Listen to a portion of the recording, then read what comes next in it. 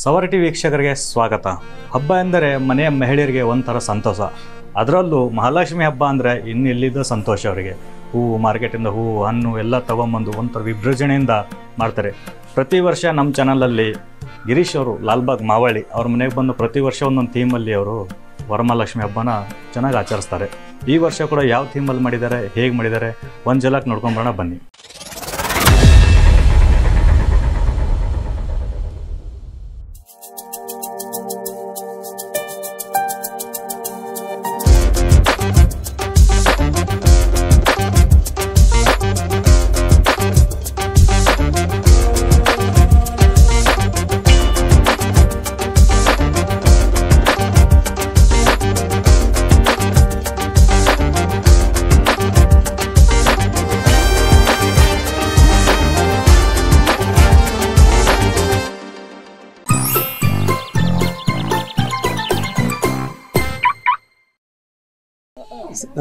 ಎಲ್ಲರಿಗೂ ವರಮಹಾಲಕ್ಷ್ಮಿ ಹಬ್ಬದ ಶುಭಾಶಯಗಳು.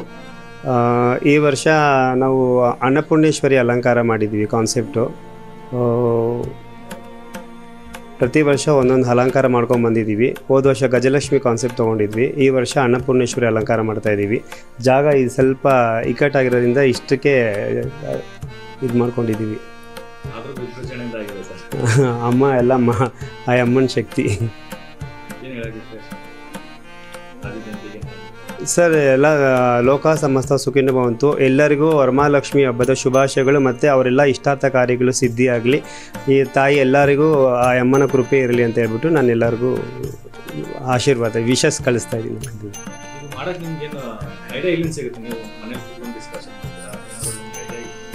ಮನೇಲಿ ಅಂದರೆ ಹೇಳಿದ್ದು ಅಲಂಕಾರಗಳು, ದೇವಿ ಅಲಂಕಾರಗಳು ಒಂದೊಂದು ರೂಪದಲ್ಲಿ ಒಬ್ಬೊಬ್ಬರನ್ನ ನೋಡ್ಬೋದು. ನಾವು ಒಂದೊಂದು ವರ್ಷ ಈ ಒಂದು ವರ್ಷ ಮಾಡಿದ್ದು ಮತ್ತು ಇನ್ನೊಂದು ವರ್ಷ ನಾನು ಮಾಡೋದಿಲ್ಲ. ಮತ್ತು ಇವಾಗ ಅಷ್ಟಲಕ್ಷ್ಮಿ ಅದರಲ್ಲಿ ಅದು ಅನ್ನಪೂರ್ಣೇಶ್ವರಿ ಅಷ್ಟಲಕ್ಷ್ಮಿ ಅಲಂಕಾರಗಳೆಲ್ಲ ನಾವು ಮಾಡಿ ಆಯಿತು. ಈಗ ಈ ಸಲ ಅನ್ನಪೂರ್ಣೇಶ್ವರಿ ಅಲಂಕಾರ ಮಾಡೋಣ ಅಂದ್ಬಿಟ್ಟು ಈ ಸಲ ಟ್ರೈ ಮಾಡಿದ್ದೀವಿ. ಇದು ಚೆನ್ನಾಗಿ ಬಂದಿದೆ. ಎಲ್ಲರಿಗೂ ವರಮಹಾಲಕ್ಷ್ಮಿ ಹಬ್ಬದ ಶುಭಾಶಯಗಳು. ಹೋದ ವರ್ಷ ಗಜಲಕ್ಷ್ಮಿ ಅವತಾರ ಮಾಡಿದ್ವಿ. ಈ ವರ್ಷ ಬಂದು ಅನ್ನಪೂರ್ಣೇಶ್ವರಿ ಅವತಾರ ಇಟ್ಕೊಂಡು ಅಲಂಕಾರ ಮಾಡಿದ್ದೀವಿ. 3 ದಿವಸದಿಂದ ಪ್ರಿಪ್ರೇಷನ್ ಮಾಡಿಕೊಂಡು ಅಲಂಕಾರ ಮಾಡಿದ್ವಿ. ರಾಜ್ಯ ಜನತೆಗೆ ಎಲ್ಲರೂ ಒಳ್ಳೇದು ಮಾಡಲಿ, ಎಲ್ಲರೂ ಬಯಸಿರೋದೆಲ್ಲ ಸಿಗಲಿ ಅಂತ ಕೇಳ್ಕೊತೀವಿ. 1 ವೀಕಿಂದ ರೆಡಿ ಮಾಡ್ಕೊಂಡಿದ್ದು, 3 ದಿವಸದಿಂದ ಯಾವ ಥರ ಮಾಡಬೇಕು ಅಂತ 1 ವೀಕಿಂದ ರೆಡಿ ಮಾಡ್ಕೊಂಡಿದ್ವಿ.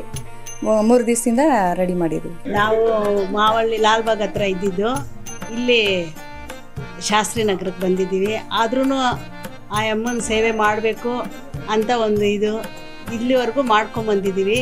ಇನ್ನೂ ತಾಯಿ ಶಕ್ತಿ ಕೊಟ್ಟರೆ ಇನ್ನೂ ಮಾಡ್ತೀವಿ ಅನ್ನೋದು ನಂಬಿಕೆ ನಮಗಿದೆ.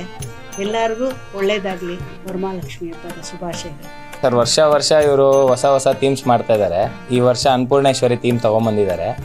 ಸೊ ಇದು ತುಂಬ ಚೆನ್ನಾಗಿ ಮಾಡಿದ್ದಾರೆ ಅಲಂಕಾರ. ಮನೆ ಚಿಕ್ಕದು ಅಂತ ಹೇಳ್ತಾರೆ, ಬಟ್ ಆದ್ರೂ ಪರವಾಗಿಲ್ಲ, ತುಂಬ ಚೆನ್ನಾಗಿ ಮಾಡಿದ್ದಾರೆ. ಅದರಲ್ಲೇ ಎಷ್ಟಾಗುತ್ತೋ ಅಷ್ಟು ರೇಂಜಿಗೆ ಫುಲ್ಲು ವಿಜೃಂಭಣೆಯಿಂದ ಮಾಡಿದ್ದಾರೆ ಅಂತ ಅನಿಸುತ್ತೆ ನಮಗೆ. ನಾವು ಇಲ್ಲಿ ಅವ್ರ ನೇಬರು ಪ್ರತಿ ವರ್ಷ ಒಂದೊಂದು ಥರ ಟೀಮ್ ಇದು ಮಾಡಿಕೊಂಡು ಅಲಂಕಾರ ಮಾಡ್ತಾರೆ.